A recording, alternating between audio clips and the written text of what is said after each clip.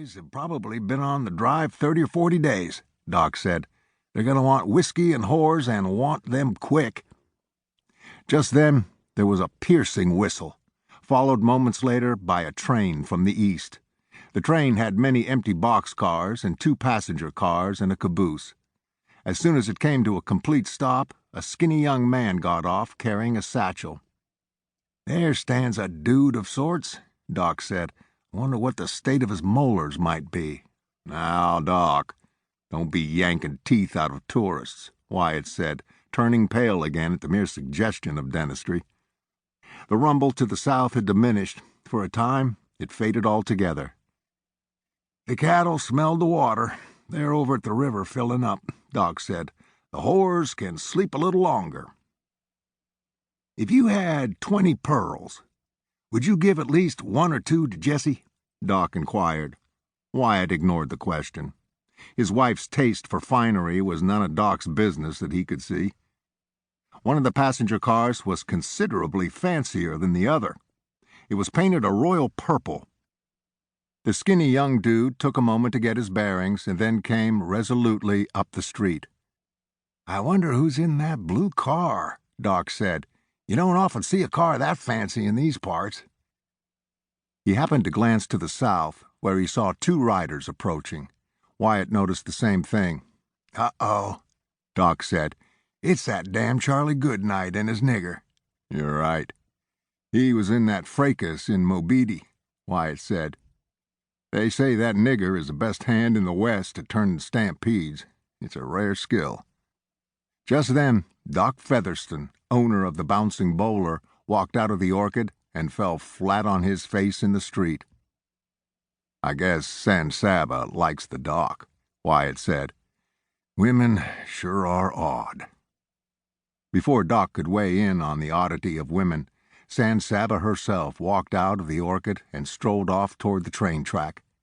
The young man who had stepped off the train raised his hat to her. She took no notice of him, or of the prostrate doctor, nor did she so much as glance at the 2 men watching her from the porch of, according to its sign, the Last Kind Words Saloon. She went straight to the Royal Purple Railroad car and rapped on the door, through which she was immediately admitted. "Well, hell and damn," Doc said. His taciturn companion said nothing at all.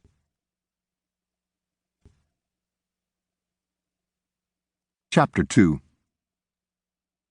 Charles Goodnight rarely troubled with pleasantries, but when he took note of the sign hanging over the saloon door, he stopped and gave the sign a considered inspection.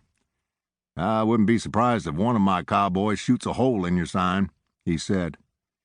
"When will that be, Charlie?" Wyatt asked. "Soon as the herd's penned," Goodnight said. "Ain't it a little early to be driving cattle on the plains?" Doc said. "It's no fun driving cattle in a howling blizzard, which are not uncommon in March." "Driving cattle ain't fun, blizzard or no blizzard," Goodnight said.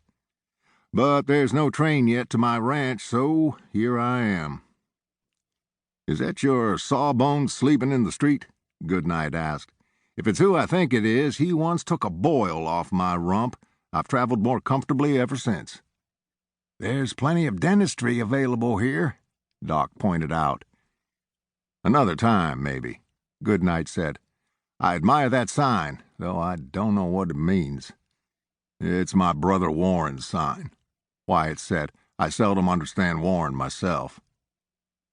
While they talked, Bose Icard, Goodnight's black foreman, saw a large bull snake edging around the porch. In his years on the plains, Bose had learned a thing or 2, one of which was how to catch snakes by the tail. He quickly caught the snake, swung him around his head a few times as if he were swinging a lariat, and threw him across the street, out of harm's way. "He's just as neat with rattlesnakes," Goodnight volunteered. "Bull snakes will charge you sometimes, and I am not a good enough shot to hit a charging snake." "Me neither," Wyatt admitted. "I could probably hit a buffalo, though, if there are any left."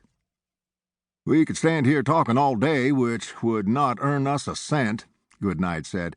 "Anybody get out of that blue railroad car?" "No, but somebody went in. The lovely San Saba," Doc said.